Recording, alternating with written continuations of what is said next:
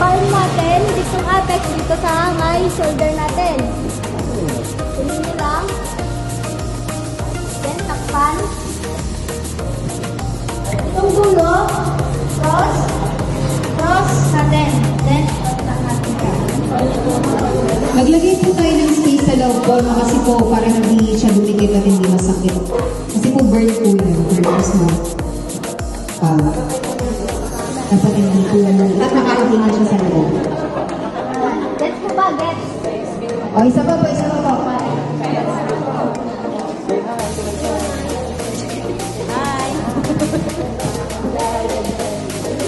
Itong gate, dito sa palm. Then, itong apex, dito sa shoulder. Then, patong yung kamay. Takuban. Takuban. Then, cross.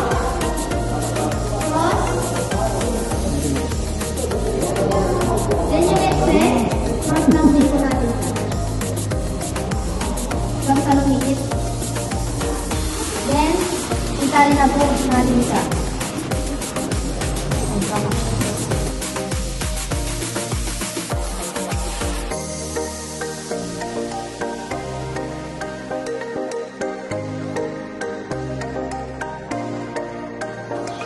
Yan, pulse. No pulse.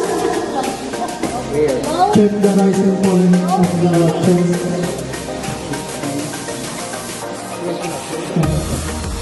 Assuming na negative pulse, negative breathing tayo. Tapos, bali ang pinaka-update kasi nag-iiba natin ay sinasabi natin 30:2. 30 chest compressions, tapos 2 rescue breath. Ngayon, yun pa rin ang susundin natin kasi yun talagang pinaka-update. Standard. Ready, check muna natin yung kanyang airway kung may nakabara. Ito po, filter natin yan. Diba? Tingnan po natin. Kung wala, then check breathing.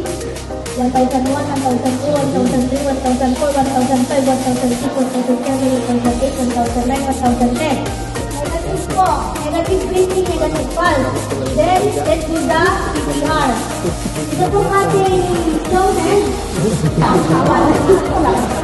2, 3, 4, 5, 6, 7, 8, 9, 10, 11, 12, 13, 14, 15, 16, 17, 18, 19, 20, 21, 22, 23, 24, 25, 26, 27, 28, 29, 30. And then after that, we check the CA